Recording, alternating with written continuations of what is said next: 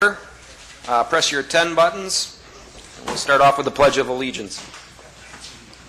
I pledge allegiance to the flag of the United States of America and to the republic for which it stands, one nation, under God, indivisible, with liberty and justice for all. Supervisor Rock. Bless us as we gather for this meeting. Guide our minds and hearts so that we will work for the good of the community. Teach us to be generous in our outlook, courageous in the face of difficulty, and wise in our decisions. Amen.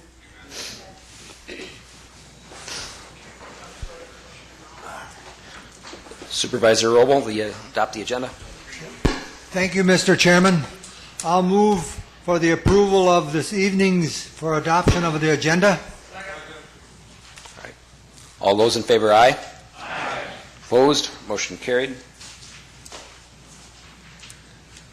All right. This is the time that we allow for the persons present to express their opinion on the budget or any resolution or ordinance which appears on our agenda. Is there anybody this evening that would like to speak?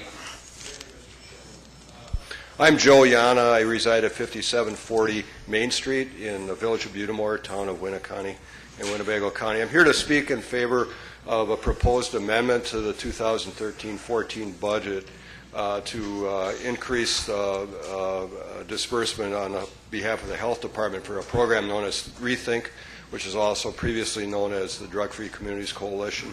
Apparently some federal funding did not go through as anticipated, and there's positions and programming that needs to be funded.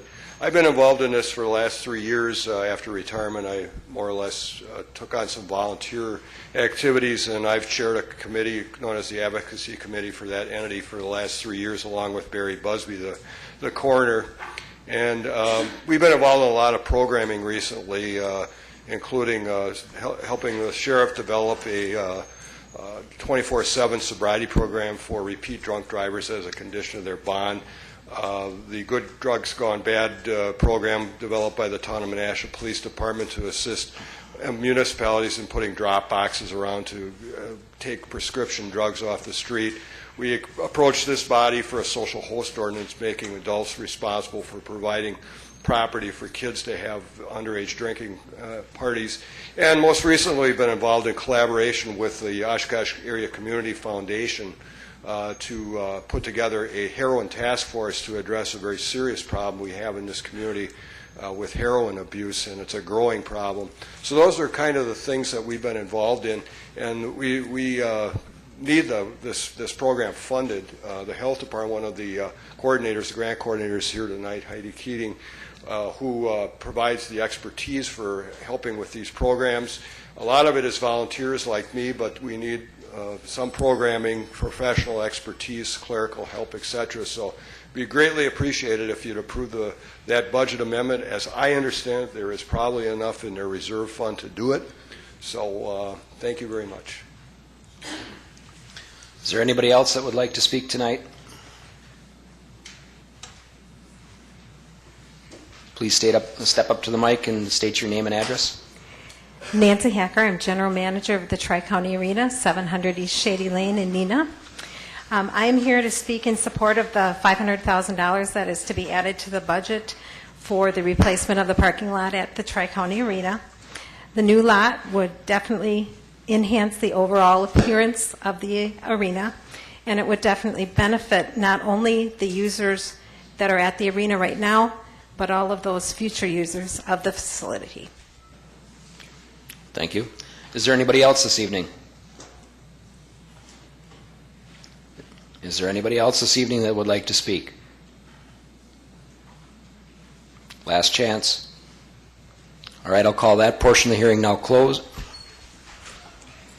Communications, petitions, etc.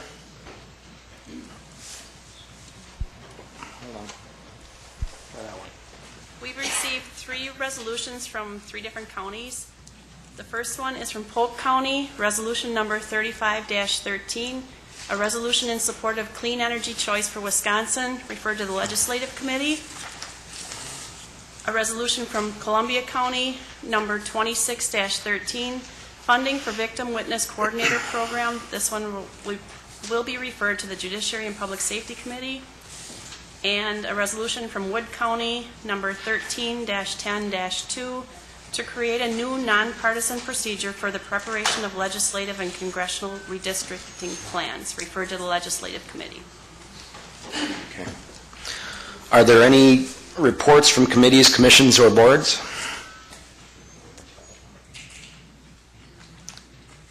Hearing none, I'll move on to the County Board Chairman's report.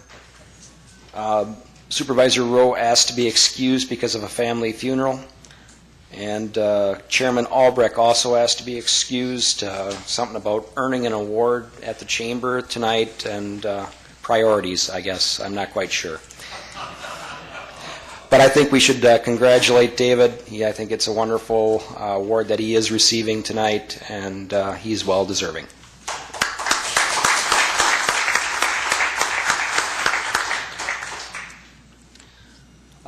One last reminder, tomorrow is County Government Day. The clerk does have tickets up here if you wish to attend the meal. I believe they are $6. So if you need to get a ticket, stop up after the meeting and get your ticket tonight or get it in the morning.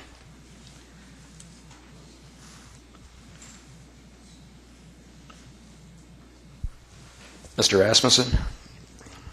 I move for approval of resolution number 227-10-2013. Is there a second?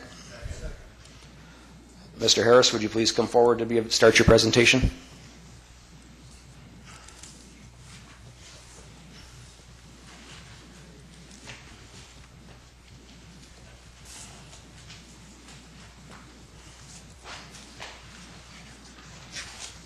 Did you want to start with your budget section? I was actually going to give you a little information from the introduction, if that's all right. Sure. Just to let you know that the budget as it's proposed has an equalized tax rate of $5.78. That's down 26 cents from the 2013 budget, and that's the result of a small increase in the operations and a significant decrease in the debt service within the budget, to net out to a decrease of 26 cents per $1,000 of home value. The budget includes 7 full-time position increases and 2 part-time positions. And there's a chart at the beginning that shows that for the entire county, but you'll also see that department by department as we go through the budgets. Mr. Executive, as you go through, will you give us the page numbers? I will try and do that. The outstanding debt, as of projected for the end of 2013, is down to $45.9 million. The county's limit, the amount of allowable debt we have, is based on the size of our equalized valuation, is actually $590 million. So we're at a very, very small percentage of our allowable debt limit. And our levy in this budget comes out a little over $65 million, down a little more than $2 million from the prior year. I should warn you, though, that a couple of things. One, that the decrease in the levy is probably a temporary thing, because it has a lot to do with decreased debt service, including applying almost $1.5 million of balance that was remaining in the debt service account as a result of earlier projects closing out, leaving behind interest that was earned on the money while the project was being done, as well as money left over when a project came in under budget. And we won't necessarily have that kind of money to apply to the debt service in future years. So depending on what we do with capital projects and the fact that we won't have that large amount to apply to debt service in future years, the debt service portion of the tax rate will probably creep back up to a more traditional level. There's several new members of the board, and they need to know how the levy limitations work. In recent years, we've been subject to an operating rate limit. That was repealed in the last state budget, but we still have a debt service rate limit But an exception to that is when we get a 3/4 vote of the board if we do bonding. And so our debt consistently has been coming in under that exception. But we're also subject to a levy limit, and that levy limit only allows us to increase the levy by the amount of net new construction in the county. And that number was a little over 1% of the base. The actual computation of that is extremely complex, and debt gets treated different than the operating monies. But suffice it to say that this budget right now is within about $29,000 of the maximum increase we're allowed on the operating rate, in that about 1% net new construction.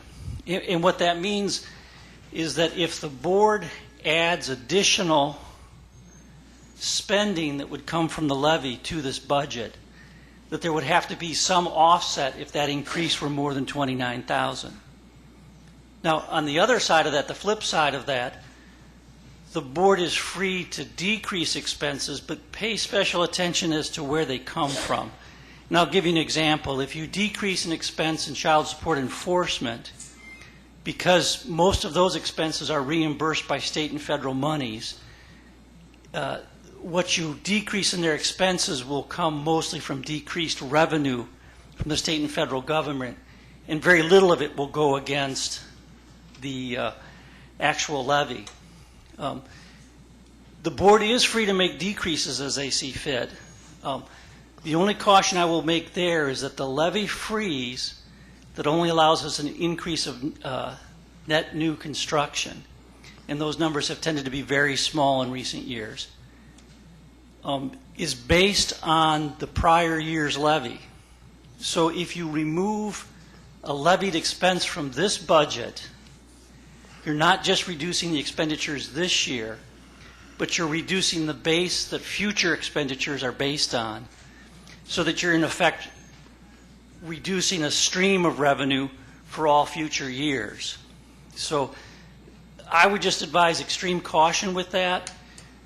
You could reduce an operating expenditure and then apply that money to debt service or put it back into reserves. But there could be some real danger for future years if you just use it as a reduction of the levy, because, again, you'd be locking us into that lower amount. And a good example of that is when we talked about the health insurance. You know, this budget's a snapshot, a moment in time. We start putting it together in July and we send it to print in September, so that some of the information in there is our best estimates at the time we prepare the budget. However, sometimes we get new information that changes some of those numbers. And health insurance was one of those things that in the end, the bids came in a little better than we were anticipating. The flip side of that is that the represented wage increases came out a little higher for 2013 than what we had anticipated when we built the budget for 2014 wages. And so that additional increase above the 0.5% we used initially to calculate it kind of compounds into the 2014 budget. So some of the numbers when we built the budget have changed a little bit. To a large extent, they net out. But you do have to be careful. If you reduce our levy now, you are reducing it for subsequent years. With that, we can probably start with some sections of the budget, and it makes sense to start out on page 78 with the county executive's budget.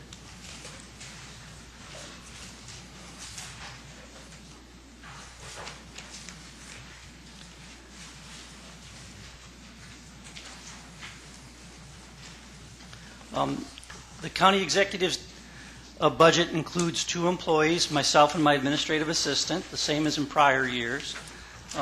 There's a very, very minor change in the total budgeted amount.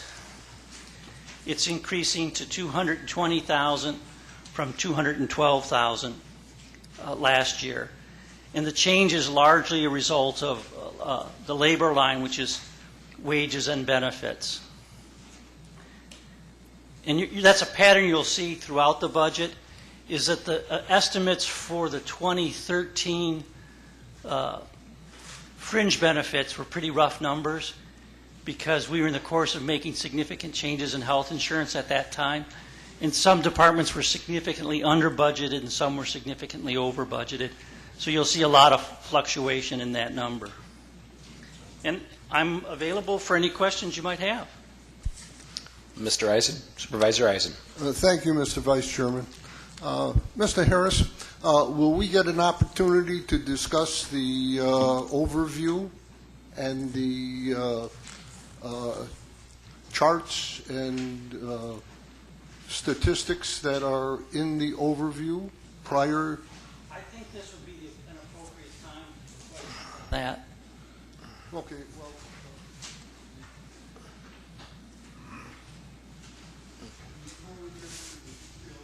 The county executives? Sure. I've got a question in respect to fund projections, page 44.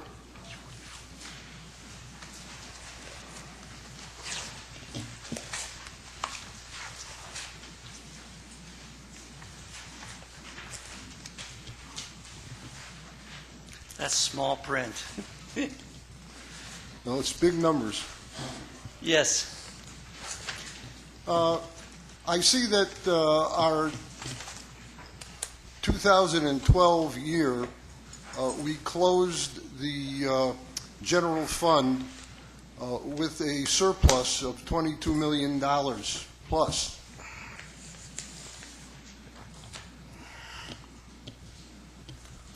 Yeah, it was $22.5 million was the 12/31/12 balance of the general fund. Now, how did we distribute that surplus? I know that we retired a bond for $3 million, but there would be an additional $5 million that was applied somewhere. Well, luckily, I anticipated that someone would ask about the general funds, so I actually have a breakdown that Chuck prepared for me. But we applied $1 million for the purchase of land for the Aviation Industrial Park. We applied $240,000 for boiler replacement at UW Fox Valley.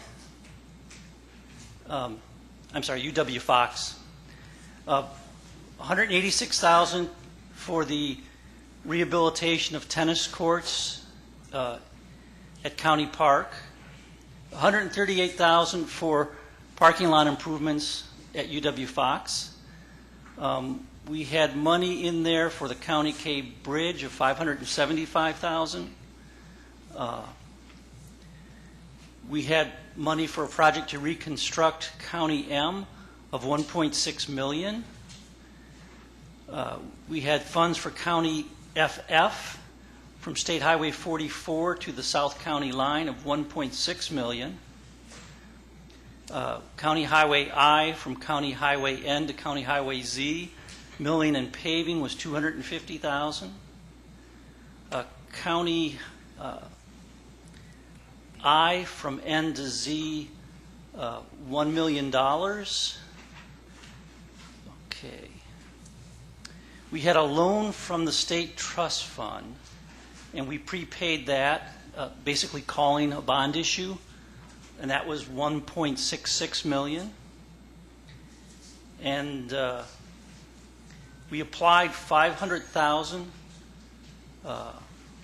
to a capital budget or debt, and that brought us down to $13.77 million in the reserve.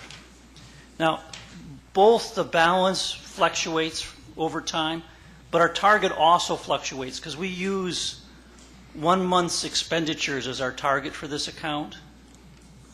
But we have to be careful how we apply those reserves, because again, if we apply them to operations, you reduce your future revenue for operations.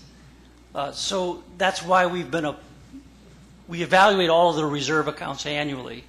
And what we have been doing is applying the excess general fund reserves primarily to the capital portion of the budget, because you can recover from that with a 3/4 vote, so that in a subsequent period, if you want to increase your debt or your debt service, you can do that with a 3/4 vote of the board.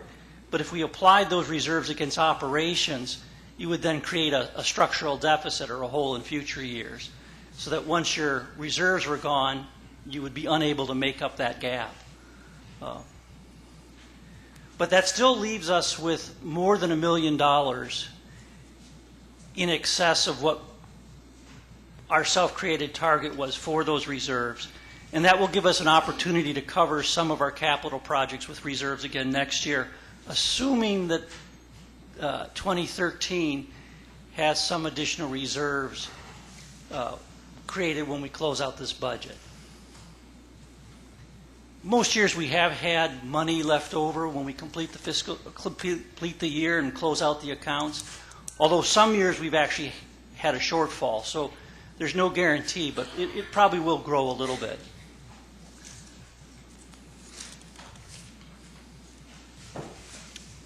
Thank you.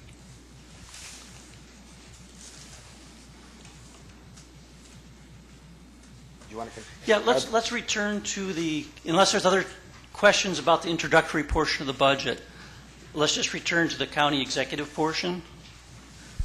And that was on Supervisor Fari. Thank you, Mr. Vice Chairman. Mr. Harris, I'm looking at page 76.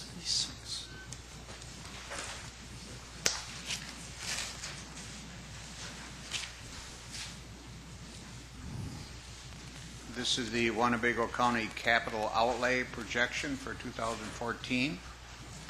And what I'm going to refer to, I believe, is also found on page 303. Farm implements to grow, harvest, and sell hay.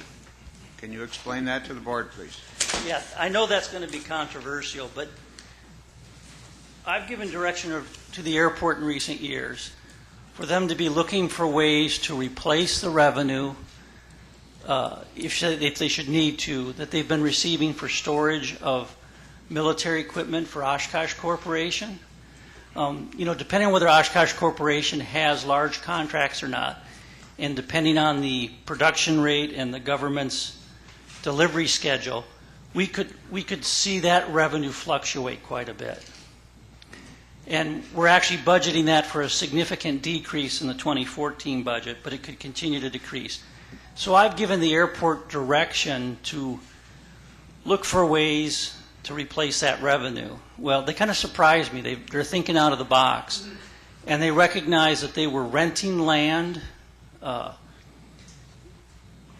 be farmed on a cash rent, and that it was a very small fraction of the revenue that could be produced by producing a hay crop on it. Now, they won't be able to get as many plantings as you would in a normal farm location, because they have to have that grass short during the EAA period. But they believe they could add substantial revenue from that. But it's really a big departure from what we've done in the past. Would it be, in summary, to say it's highly speculative? Well, they certainly would get more revenue than they're getting now. How much are they getting now? I think we'll have to wait till the airport's here, Okay. because I don't know off the top of my head. But it seems to me that it was a magnitude of more than 5 times the revenue they're getting now. The alternative would be to change the way they lease this land, and they could lease it on the half share. I know from my time when I was a trust officer in Indiana that we oftentimes had trusts that owned land that was leased to farmers, and we typically leased it on the half share, where you share in both the expenses and the revenue. And when farm prices are good, that's a more profitable way to lease it. But you also could have a hailstorm or something that destroys your crop, and you could have expenses that exceed your revenues. But they do need to think out of the box and be more creative in how they get revenue. And that's what they were attempting to do with this proposal. I think they may be planning on discussing a change in that when they come for their portion of the budget, But at the time that the budget book was prepared, they wanted a chance to try that and believed that it could raise significant revenue. For my benefit and perhaps the new members of our board, this is a projected capital outlay. It is not part of the airport budget. So this is going to be a bonding issue, or how are we going to handle this? Is it included in their budget? You know, there are some capital items that are built into the budget and are not separate projects. And I'm going to defer to Chuck for a second to just confirm for me. That item is included in the budget for the airport. It is included as a levy item. Yes. Thank you. Supervisor Haig? Thank you, Mr. Vice Chairman. In regards to that figure you presented of $13.77 million as a current number for the general fund, what is the ratio of levied money in that fund versus bond issue? Well, all the balance in the general fund comes about as a result of having levied primarily for operations, and then having the actual operational expenses over the year come in below the budgeted amounts. And then when you close out most of the accounts, any leftover money in those accounts at the end of the year then flows into the general fund reserve. There are exceptions. The airport, Parkview Nursing Home, some special parts of the budget have separate reserves. The health department, because it doesn't include the entire county, their reserve balance doesn't flow into the general fund. It stays in a separate reserve. But all of it originates with tax levy or other revenues to the county, such as revenue sharing or some of the cash flows that go into human services from the state. And when the expenditures come in less than the budgeted amounts, those leftover funds flow into the general fund. Sure. Thank you. And that's just a point of clarification, just based on the fact that it's all levy money. It doesn't need to be levied in 2014 or not. It's tax money collected from a previous year. That's correct. It all comes from either taxpayers directly to us through property tax, or taxpayers through their income and sales tax paid into the state or into the federal government, and those funds flowing back to us. Thank you very much. Supervisor Warnke? Just to ease Supervisor Farley's mind a little bit, we are going to be putting an amendment in to withdraw the $110,000 for the haying operation this year. We have not abandoned it, but we're still studying it, but we are looking at alternative ways of doing this. And one of them is we're going to put it out for bids, but we can't put it out next year because the person who does it now already has got the seeds in for next year.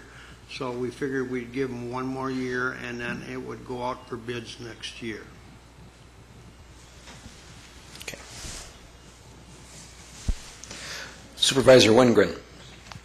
I think Mr. Warnke answered my question. I was just trying to figure out the logic of we're going to make up for the truck revenue by growing hay. Yeah, it's I would suggest maybe cotton. Maybe we could have a subcommittee investigate, various crops. Just a thought. This is such a big departure that it does make one scratch their head. But if you looked at the amount of work they did in estimating hay prices, estimating the yields and the plantings they could get, I have to tell you that I was actually very impressed that they went to all the extra effort to figure out how they could generate extra revenue. In the end, it may not be the direction the board chooses to go, but it's clear that they've been making much less than they could have based on the lease of that land, and that I actually admire the fact that they put so much effort into considering alternatives. But I think we should probably save those items for when the airport director and assistant director is here and we're doing the airport budget. Okay. If you want to continue on, Mark, what page do you want to go back to? I'm sorry. I just wanted to make a Supervisor Olson? just want to make a point of clarification about this whole idea of growing hay or growing crops at an airport. When I was at the Wisconsin County Association meeting, I sat with somebody from Fond du Lac who said they do that and have been doing it for years, and it's been a great source of revenue for them. And I know that there are, I don't know the exact number, but there are a number of airports in the state that have decided to go this route to make up for lost revenue. So this really isn't a ingenious idea on our part in terms of the first time that we're going to do it. It's been done, it's been tried and true, and it's worked. So it's just an alternative way of looking at raising more revenue. Mark? Getting back to the county executive budget, that budget starts on page 78. As I mentioned earlier, there's 2 employees, the same as last year.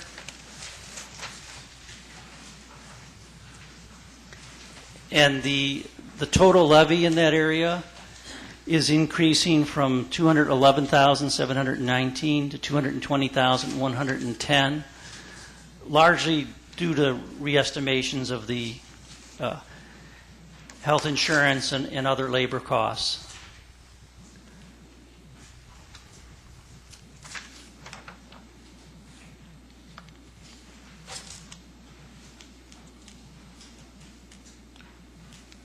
I don't see any questions.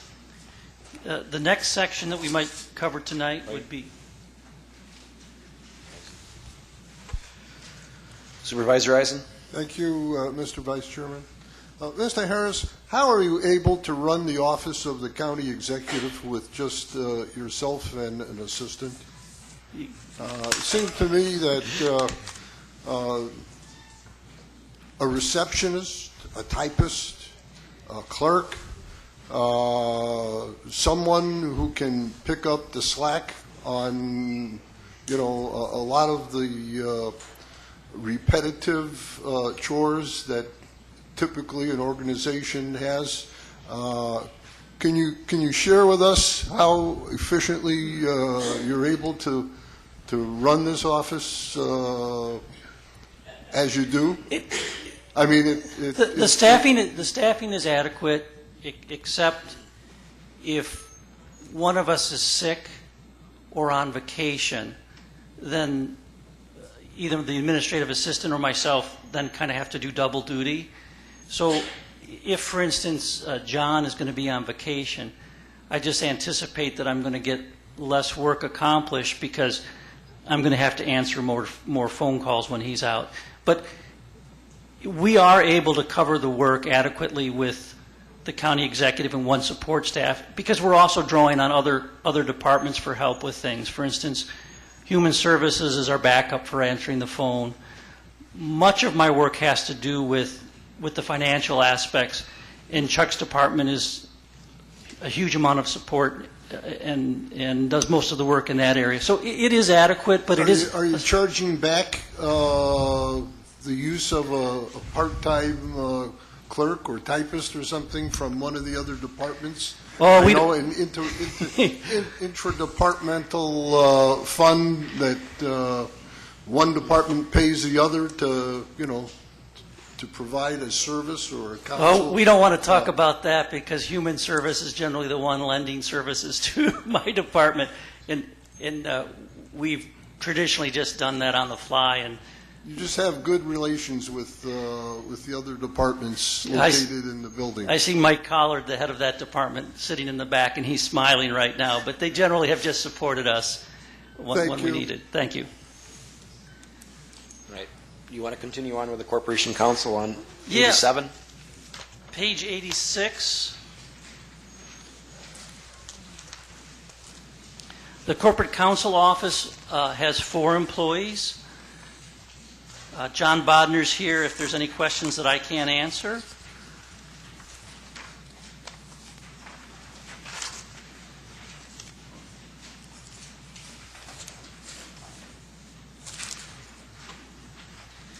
Their levy has risen from $449,925 to $473,930.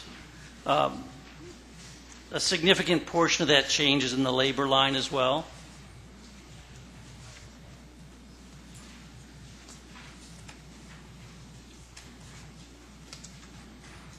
And there's also a summary of significant changes on page 90.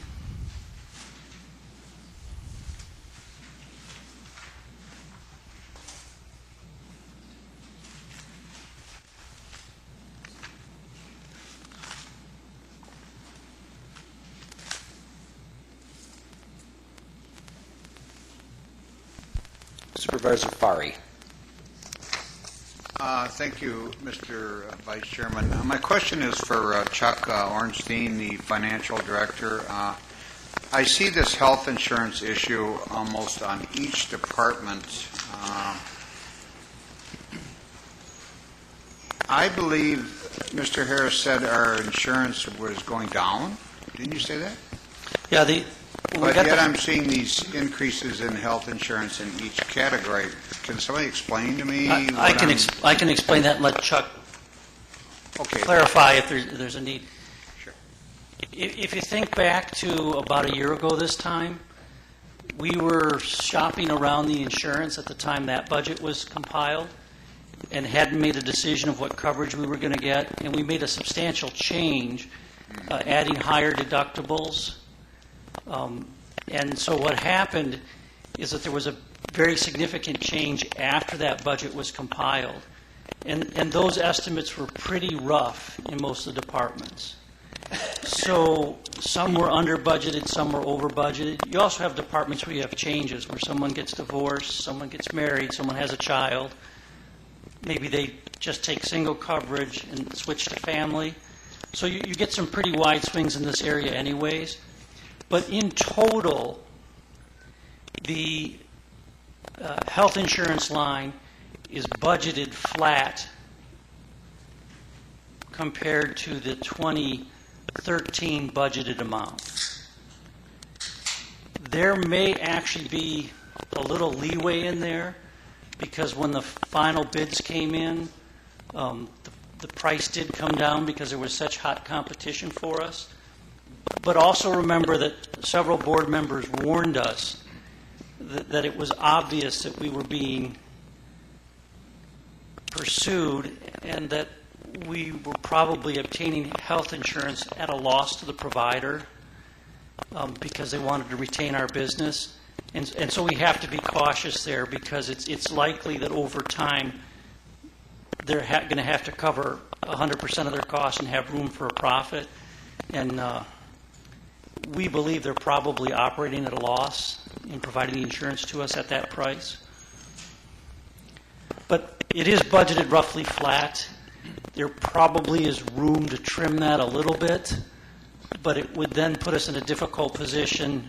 We did ask for a guarantee on the size of the increase, and the maximum increase they'd be allowed to charge us, assuming they bid, for 2015 would be 10%. But that poses the problem. When you're limited to net new construction, it would be very difficult to afford a 10% increase. But it has allowed us to have a very good this year with regard to benefit costs. Thank you for your explanation. From my simplistic direction and observation, I'm looking at page 90 and I'm seeing a $6,324 increase in health insurance cost, raising the levy approximately $24,000. In addition to legal services is up. I'm just using corporate counsel as an example, not in particular about identifying things, but I see health insurance up on that one, and I assume I'm going to see that parallel with the rest of the departments? No, you're going to see that jump all over. Okay, so it's going to vary with the department. And one other point, too, in a small department, if you have a person changing coverage, it really dramatically affects it. I mean, if you only have 4 people in a department and 1 or 2 people switch from single to family or the other way around, you're going to have a huge percent change. Okay, back to your observation and your comments then. If we net this out for all the departments, we're coming out a little better than we did last year. Well, when the budget was put together, it was budgeted roughly flat. Okay. We could take another look at that, and we could reduce that some. I'm not suggesting that. I noticed it twice here, so that's Yeah, why I asked the question. and another thing I should point out that we used to create percentage, the average percentage increase in some of the benefits, and then we would apply that to the benefit lines across the board, so that the numbers in each department didn't necessarily represent their actual employees. They just took the average increase in fringe benefits across the entire county, and it hit each department. In the last couple of years, we've tried to calculate those benefits by building the numbers on an employee-by-employee basis. And as we go forward in time, assuming we estimate well on what the cost of the insurance are, because we're building it based on the actual employees and what elections they're making rather than on averages, the departmental numbers are getting better. But when you first start that process, you get some pretty big swings. Okay, thank you. Also, there is a summary on page 20 that shows all the health insurance rolled up for the whole county, where you can compare it to the prior years. Yes. 20. Yeah, we should probably just go to that page for a minute because there's enough people inquiring about that.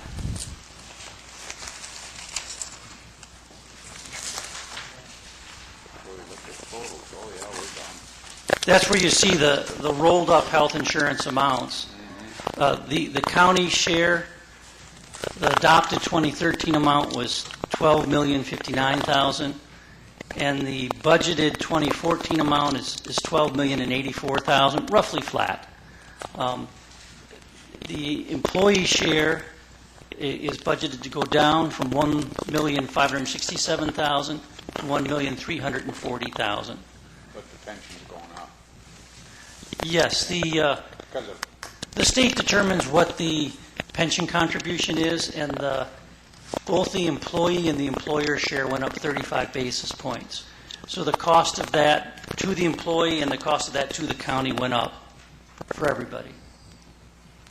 Thank you, Chuck, for bringing that to my attention. Actually, from 2010 to 2014, we've seen approximately $2 million decrease in insurance costs. Give me an approximate number. Well, 2010 shows $12,098,000. 2014 is $12,064,000. So it's actually about I was looking at totals. The total fringes. Oh, $23,534,000 versus $21,933,000. Yes. You call that 20. Yeah. 22. Yeah, you're looking at 2.5. Yeah. Thank you. Supervisor Haig. Thank you, Mr. Vice Chairman. Just question in regards to your budget versus Corporation Council. You have a line under telephone for wireless. So does that mean you have a cell phone? Mm-hmm. Okay. And there is no such line for Corporation Council. Does Corporation Council not have a cell phone? No. Thank you. Supervisor Norton. Thank you, Mr. Vice Chairman. This may be a simplistic question, but when we gave the non-representatives a pay increase last month, how is this reflected in the budget? Is it broad across the department, or I'm just curious about that? Well, that's a good question, and it gets into another point. You know, that was the 2013 pay increase, not the 2014 pay increase. But back when we did the budget, we built the budget with an estimate of 0.5% as the base increase. And we did that on the presumption that more of the employees would get steps than actually got it. When we went back and went employee by employee and determined how many employees actually received a step in 2013, it was less than we anticipated. So the pay raise needed to make the non-represented employees get a wage that was roughly equivalent to the represented employee was closer to 1%.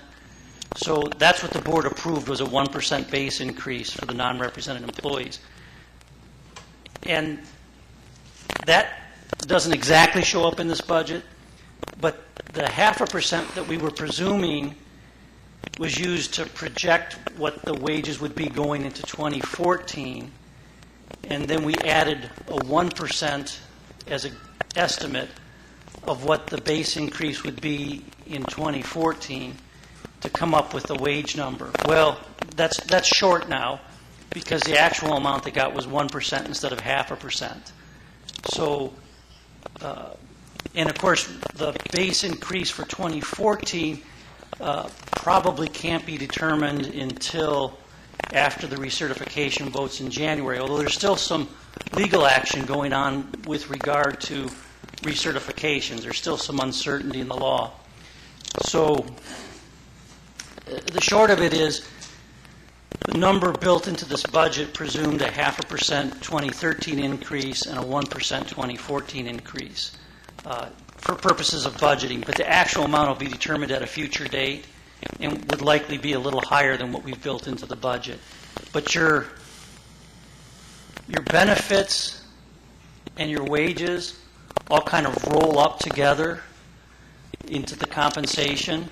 So to a certain extent, the good deal on the health insurance completely offsets any shortage there would be on the wages. Does that answer the question you intended? Maybe not. Totally. For this small department, corporate council, they have 4 employees, and I see their wages or regular pay is going up 2% and $5,000. I'm just curious. Do each one of those employees would they get that half or 1% raise? Or I'm just. Yeah. Well, the raise we actually passed for the non-represented employees was a base increase of 1.75%, and then employees that were below the midpoint for their job got an additional amount. So that would vary from department to department depending on what portion of their staff were below the midpoint. The actual amounts are estimated for people that are represented by a union because we haven't even reached an agreement with them or presented that to the board for approval, and that will occur sometime after January.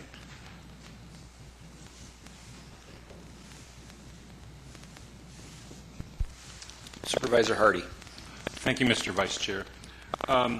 I appreciate all of the detail that goes into this budget with all of the line items, including telephone, stationery, printing. What line item would come to purchase Corporation Counsel a more current version of Robert's Rules of Order? I think he had mentioned that he was in need of that. Oh, okay. I withdraw my question then. Thank you.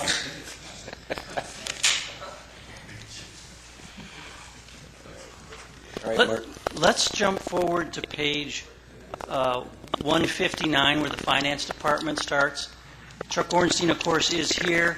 And I'll give you the page numbers as we go, but there's several different budgets that Chuck is responsible for. He's responsible for finance, general services, property and liability insurance, miscellaneous unclassified, and debt service.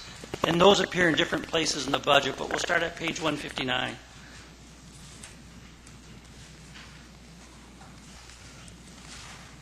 That's right.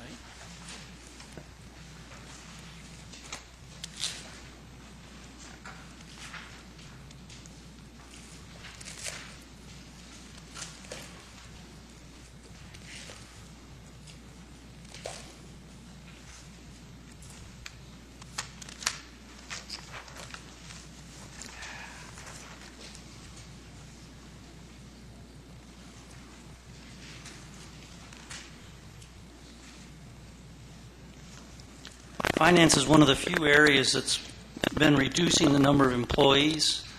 I think partly through technology and partly through efficiencies, but they're down to 6 full-time employees.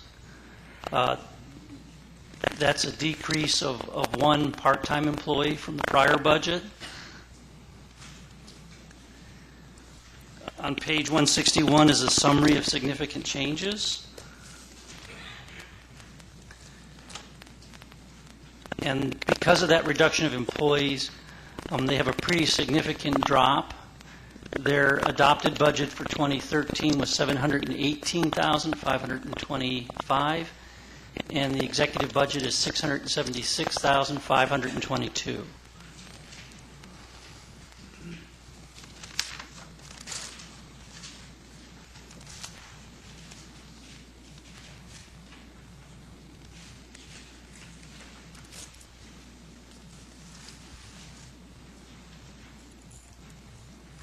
If there's no questions on that portion of the budget, Mr. Ornstein also supervises general services.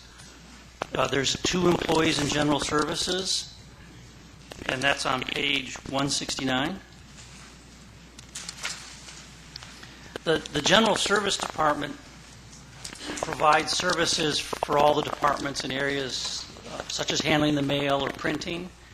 And then those services are billed back to the individual departments. So this budget is then spread back largely to individual departments.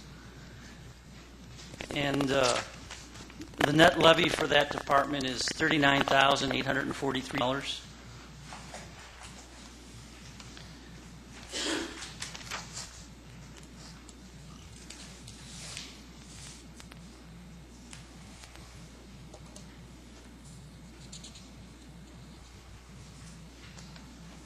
The next section of the budget that Mr. Ornstein handles is the property and liability insurance portion on page 177.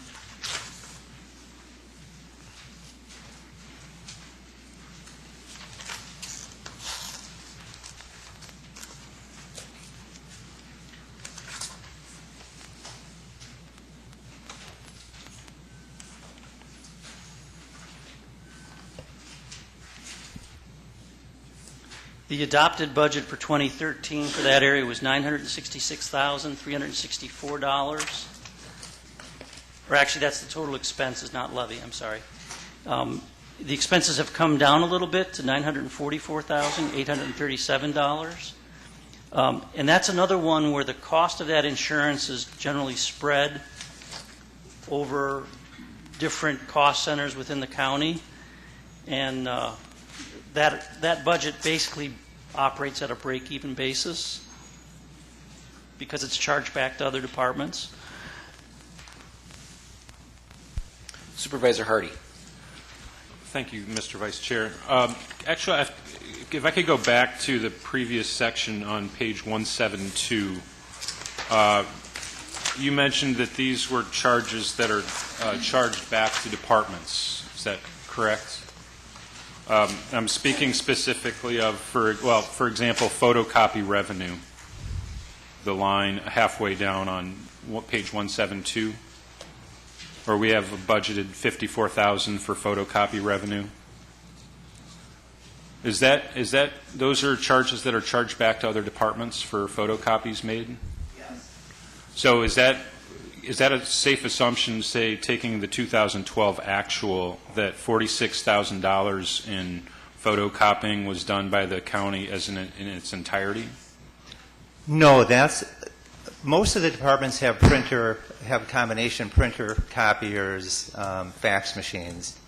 But for very large printing projects, we have a very large printer down in the General Services Department.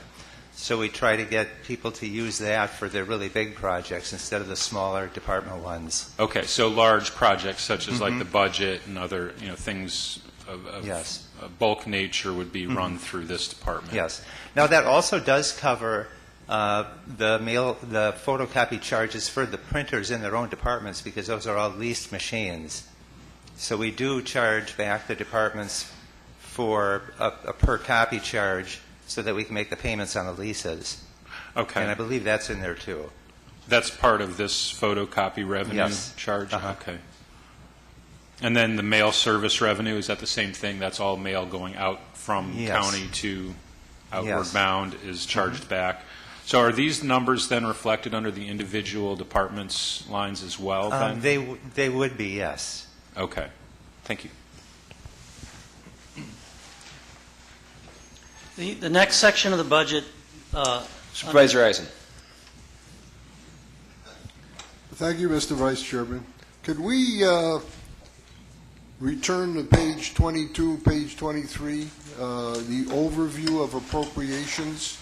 as we get into the nitty-gritty of each of the departments, we somehow or some way may lose sight of the bigger picture. And in going through the nitty-gritty of additional presentations, department presentations, I think it's, I have a couple of questions I'd like to address in the bigger picture. One of them is on page 22 in the transportation section. I observed that the airport estimated expense at the beginning of the year, let me see, it would be the budget would be $4,256,000, and then we estimate it to end up at $6,056,000. Could you help us to understand where did that come in? Was that $1 million that was spent on the purchase of the land? We're estimating to come in over budget by $1.5 million to $2 million. So are you comparing the estimated 2013 line to the budget 2013? Right, right. And then we're looking at the others. Yeah, what was the, where did that come in? Did we pay for one of those brooms or the, out of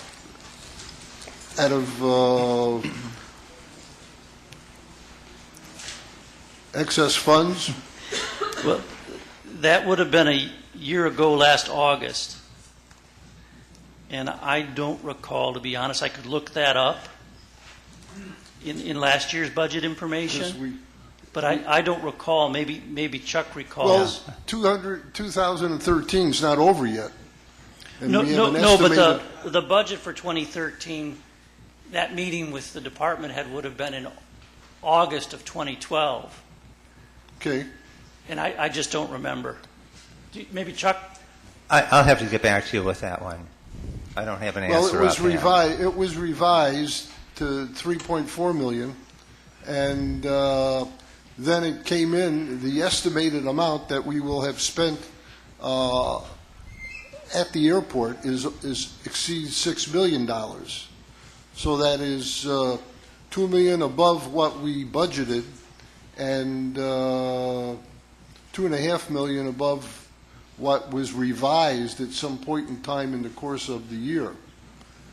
I think that you may have, in discussing the items that were used, that were paid for with overage funds, one of them was the purchase of land, so I mean that accounts for one, but my question would relate to what were the other ones in respect to the airport.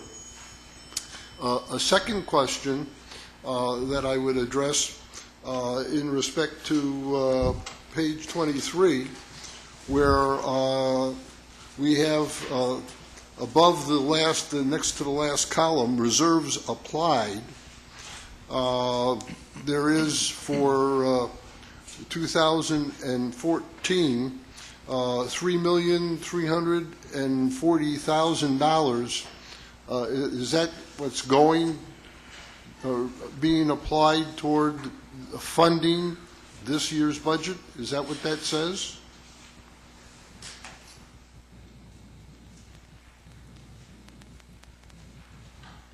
I think that's talking about those general fund reserves that we talked about that schedule. Actually, it's on page 18, the breakdown of that. Page 18. Good.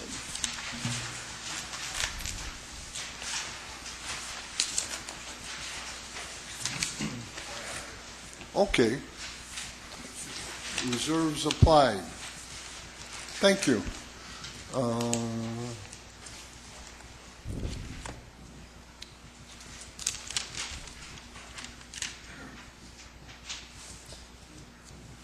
And the last question that I would beg your indulgence would be in respect to page 27, where we have operating expenses.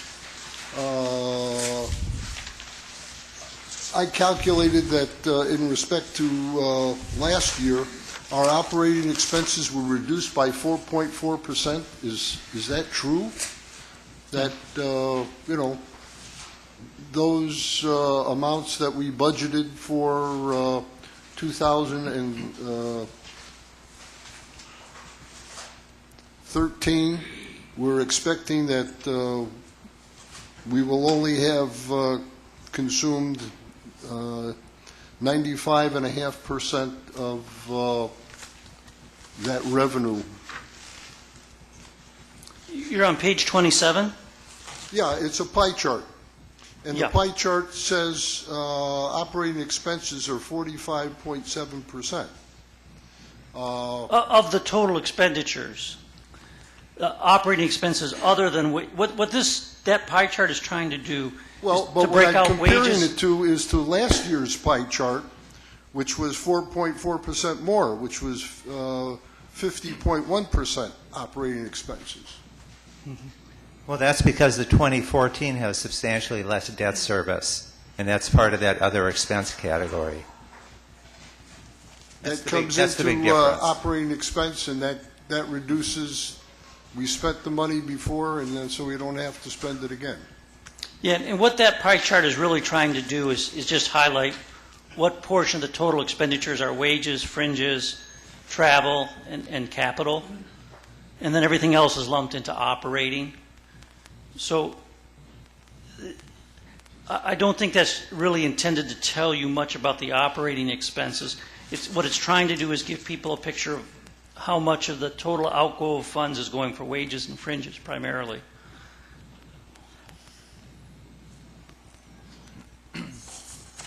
Well, the other operating expenses, because it includes the debt service, because 2014 is so much lower than 2013, it's a smaller piece of the pie. So instead of 51%, it's only 45%. Okay, yeah, that makes sense. And the last thing I would do is point out an error on page 28. The year on the human services levy and the non-divisional levy, it should probably be 2014 rather than 2013. That's correct. Yeah. On page 28, it gives a pie chart on levy by division, and then it gives a breakdown of the human service part of that includes, child support, public health, veterans, human services, Parkview. Where it breaks down that wedge of the pie chart that's labeled human services on the right of the page, the date's wrong. It says 2013, and what they're really breaking down is 2014. So that's just probably a carryover error from producing a page the same as last year. There actually is some printing errors and some of that type of error throughout the budget. And we actually, when we're done with this whole budget process, we start preparing the final book. And hopefully there's less of that type of error. So if you catch it, Chuck will make note of it and we'll change it. Okay. Did you want to go back to the property and liability insurance? I think that's where we left off before we went backwards. I think we were probably done with that. We could probably go to miscellaneous unclassified, which is page 547 near the back of your book. 547.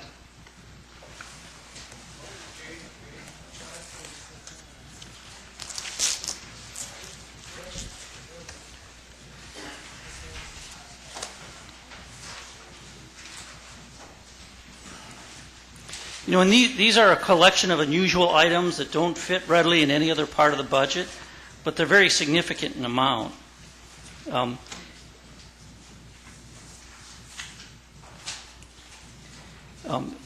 Just to show you some of the diversity in this area, there's money in here for people who retire, who had accumulated sick time payouts prior to us freezing those in 2005 for the represented employees. It includes bridge and culvert aid requests. That's where the townships are part of a pool, and if any one township has a bridge or culvert project, half the cost of that project runs through the county's levy, but it's only levied back to the participating towns in the bridge and culvert aid. So, basically it's running through our books, but it really is amounts paid by the towns for capital improvements in the towns related to bridges and culverts. There's no employees in that division. That's handled by the finance department. And Chuck, maybe you can explain the net levy after adjustments line.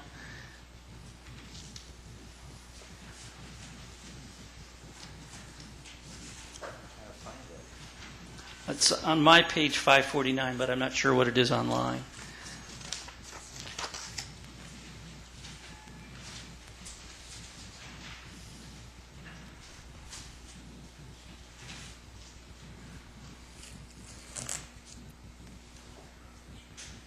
The net levy after adjustments? Yeah.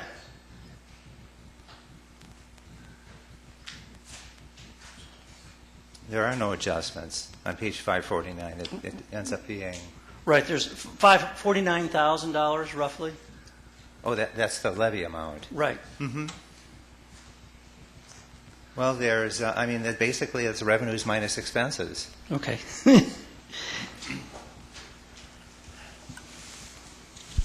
Supervisor Eisen. Thank you very much, Mr. Vice Chairman. Mr. Harris, if we go back to page 549, we see that there are labor costs that are accounted for in 2013 and 2014. But when we go back to page 547, and it says department staffing, there is no county staffing charged to this department. No, I'm confused. All their labor is performed by the finance department, who charges the portion of their time working on the miscellaneous unclassified area. So those labor costs are, well, maybe Chuck can explain it better. Yeah, what that is that's the sick leave payouts for people that are retired. Oh, that's right. We put that all in this area. And the reason we did that is because it's very difficult for departments to budget to try to forecast people that are going to retire and get a sick leave payout. So we put it all in this department. If you rather than have departments estimate it, they're probably going to overestimate it. This way, we come up with a consistent way of budgeting for that, and it allows you to see how much we actually incur by year. So we put that in this department. That's basically there's no employees there. It's strictly payouts for retirees. Now I'm on your wavelength. Thank you very much. Supervisor Haig. Thank you, Mr. Vice Chairman. In regards to two line items on page 552, towards the bottom, other financing uses, reserve contingencies, line 59502, and reserve salaries, line 59503. Can you tell me, for those numbers adopted 2013, how much of that $650,000 was spent? I know that the entire 59502 has been spent. The 59503, I can't give an answer for that one. I don't believe all of that one is gone yet. Okay. Is it possible? I can get back to you with that. Yeah, if you want to just give me a breakdown of that, I'd certainly appreciate it. Okay. Thank you.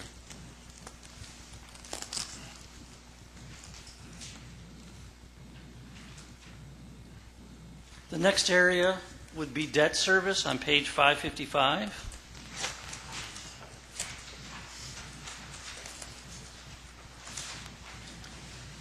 We talked about this a little bit when we were doing the introduction to the budget.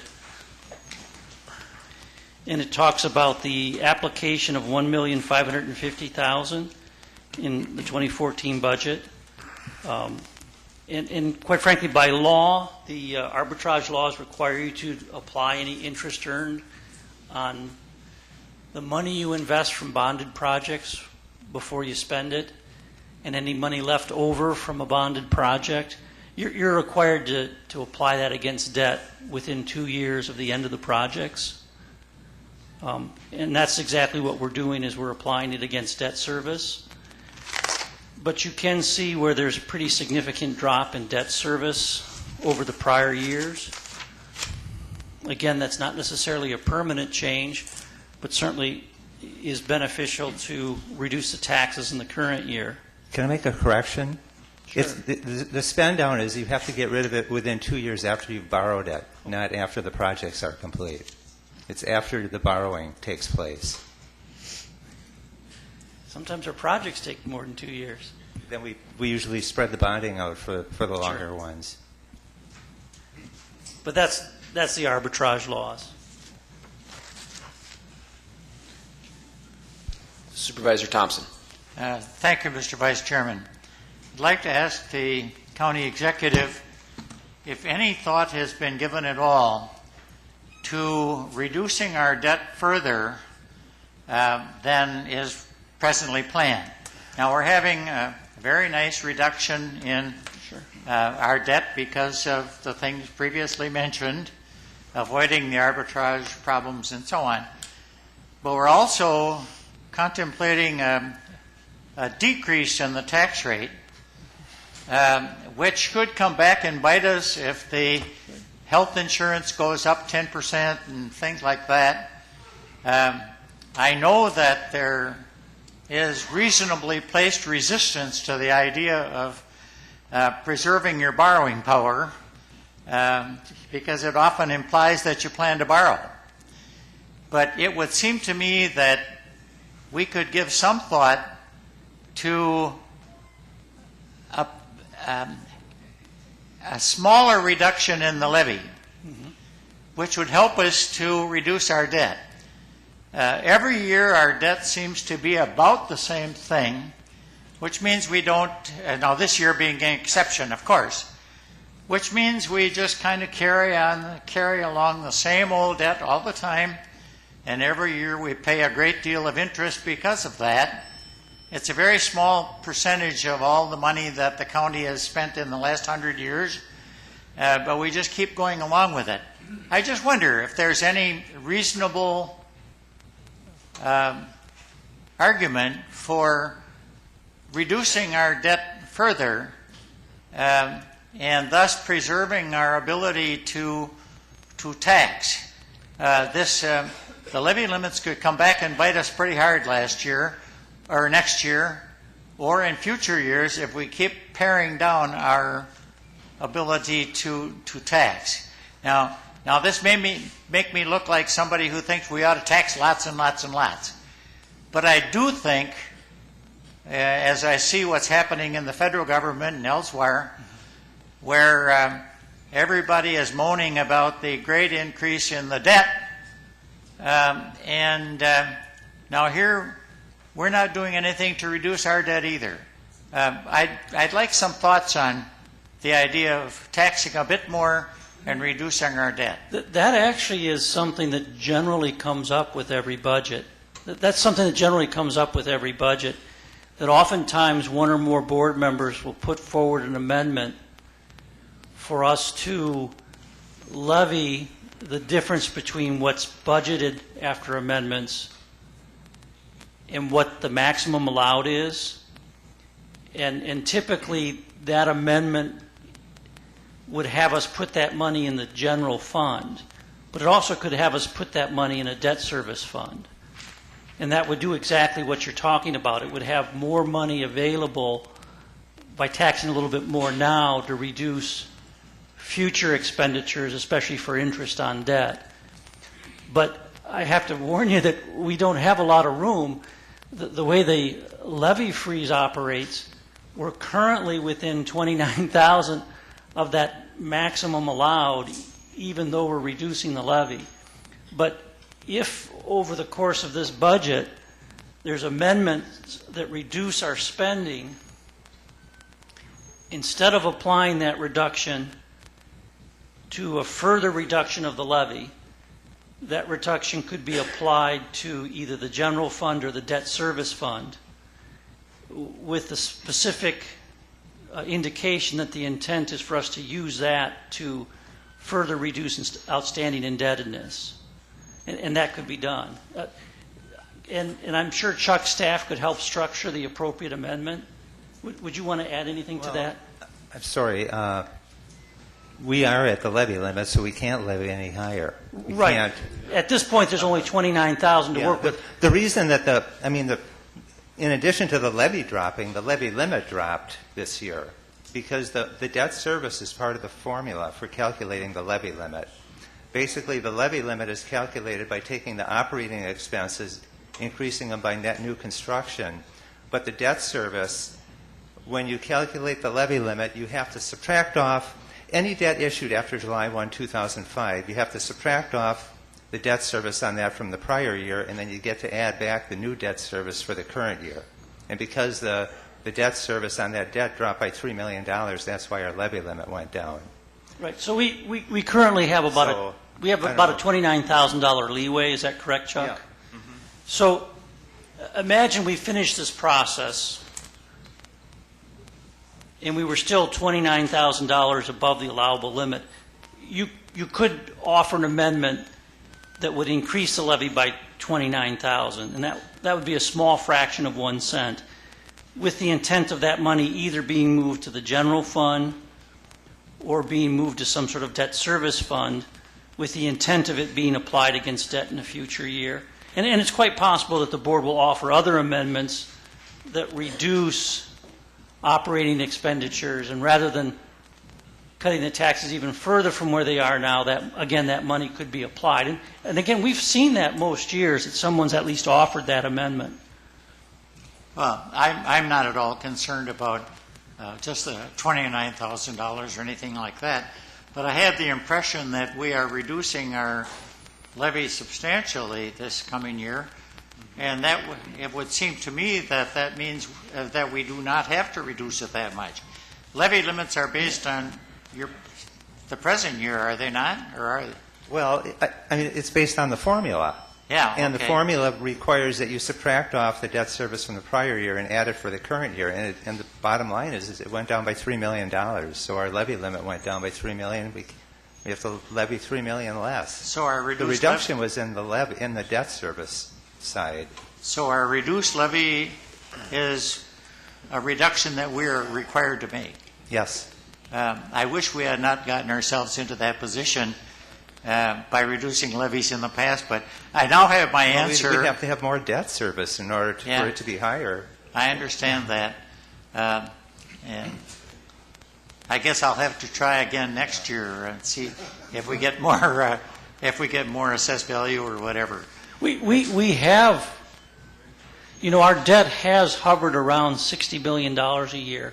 Yeah. And now it's closer to $45 million, and that's the lowest it's been in about a dozen years. So we have made some progress in that regard. However, the board votes on capital projects, and if the board approves a number of large and undoubtedly worthy projects, that will tend to push that number back up. Yeah, that's what happens every year. We see. At the present level, we see that debt level going down, but then each year we add a capital project. I have never quite understood why we figure that because something is a capital project, you have to borrow for it. The argument goes, if you use it over several years, you pay for it over several years. That doesn't make any sense to me when you consider that we have a big highway project every year, and it would be kind of nice to pay for it with ongoing revenues every year. I understand now that it's not possible to do it right now. But, if you really adopted that logic about using it over several years means you should pay for it over several years, you would do that with pencil sharpeners as well. Supervisor Singstock. Thank you, Mr. Chairman. Vice Chairman. I just wanted to add on to what the supervisor was saying. Now, in order to lower our debt more, we'd have to, Can you get a little closer to the mic? in order to lower that debt service area, we would have to cut services somewhere else because of that limit. So that would have a decision we'd have to make. The other point I wanted to make, right now, our projection is that we're only going to borrow 8.4% of what the state allows us to borrow. So we're way under what the state would even allow us to borrow. I don't think our debt service is bad at all. I mean, the question you really want to look at, though, is when a department is requesting something to make sure they really need it, and we're not buying a Cadillac instead of a Chevrolet.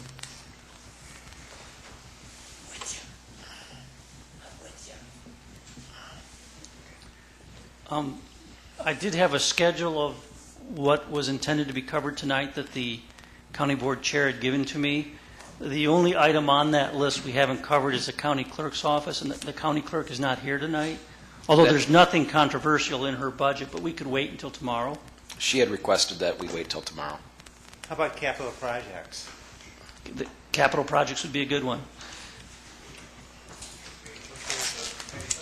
Now, if you go to page 580, the important thing to remember about capital projects, they're kind of a wish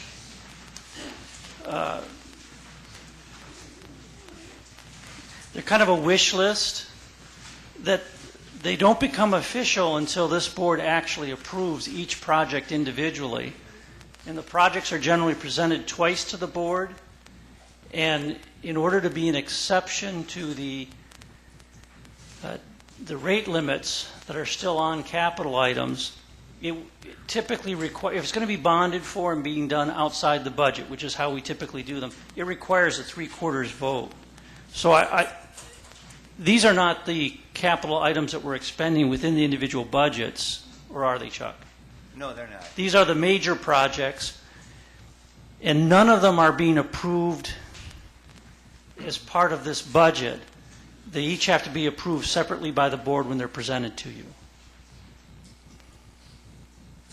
You can see a list of them on page 581 and 582.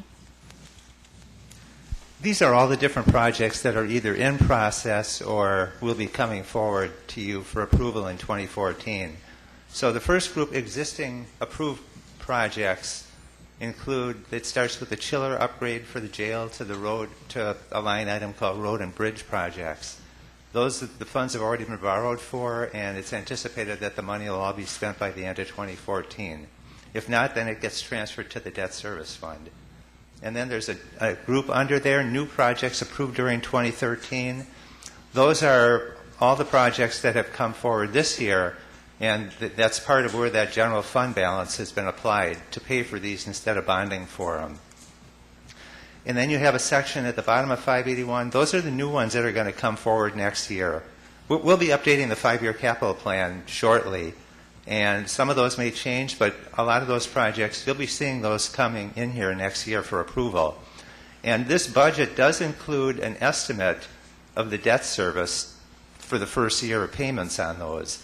So, I mean, basically, under that column, bonding and other funding for 2014, at the very bottom of that schedule on page 582, it shows $15 million. Now, some of that is not going to be bonded. Some of it is intergovernmental revenue. Some of the road projects have funds that are paid for by the state, so that pays for some of them. Some of them are cost shared with Outagamie County if they're related to UW Fox Valley. But right now, as far as I can recall, if all the projects that are listed there would get approved, we would end up borrowing about $12 million next year. And there is principal in the debt service area and interest for the first payments of that. Of course, if you don't approve the projects and we don't do the borrowing, then we wouldn't have the debt service to pay. But that's kind of how this area works. Supervisor Fari. Thank you, Mr. Chairman. This is for Chuck. If I look at the projects, let's see, almost to the bottom on page 581, Community Park Road construction, and that would include lighting and American Disability Act, I believe. Didn't we approve that at a little over $2 million? Yeah, that's a typographical error. Oh. It should be $2,094,000, not $3 million. Thank you. Yeah, that's a little... Sorry, I should have mentioned that.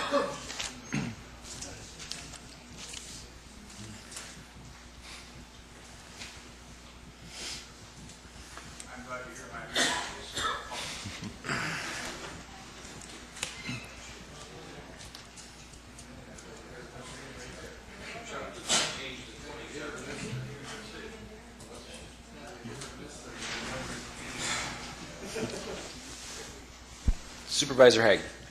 Thank you, Mr. Vice Chairman. In regards to the capital projects, I noticed that on page 2, for the narrative highlights, there is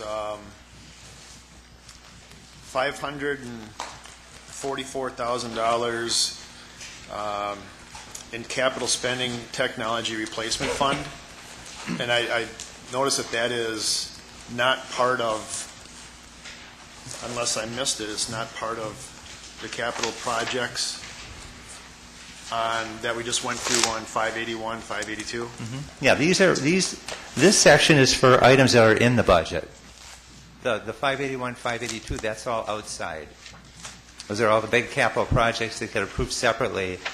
But the part that does go into the budget is the debt service. So in regards to that technology replacement fund, any of those projects have already been approved? Not at this point. Okay, so what's the difference then? The difference between what? Well, you said that the $544,000 for the technology replacement fund was not part of the capital projects because the capital projects were not approved projects yet. This portion is dealing with the capital outlay in the operating budget. Are you asking me how that relates to that capital project section at the back? Because nothing in this 544 would relate to the, with the exception of the telephone system. That one, part of that is budgeted in this budget, part of it would be in next year's budget. That one's going to have to be dealt with a little differently when we get to it.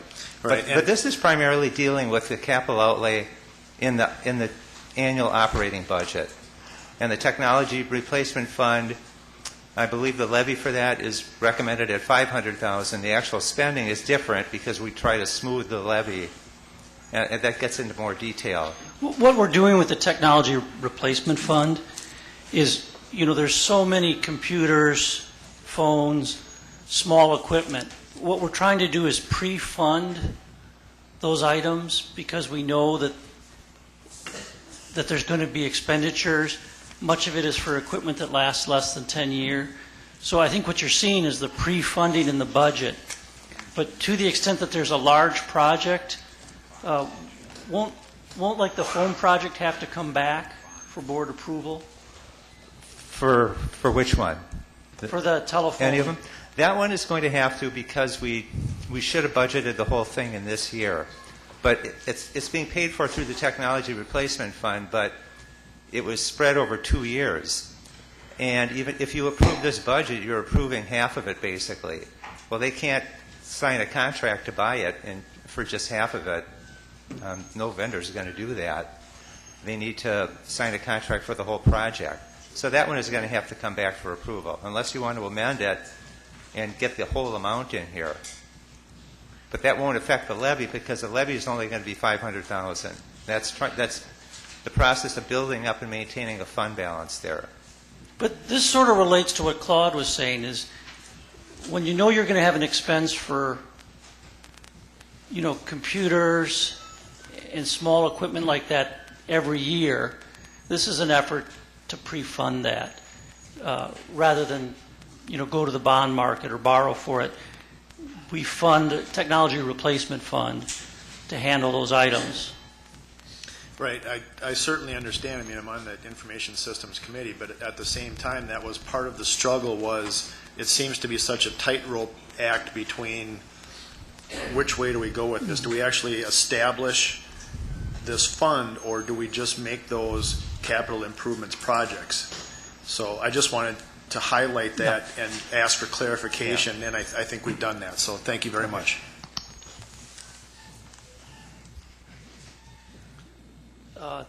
I can cover something else in the budget, but that's what we had scheduled for tonight. I think we'll call it a night here. Mr. Roble. Thank you, Mr. Vice Chair. I'll move that we adjourn until Tuesday, October 29th at 8:30 a.m. We are adjourned.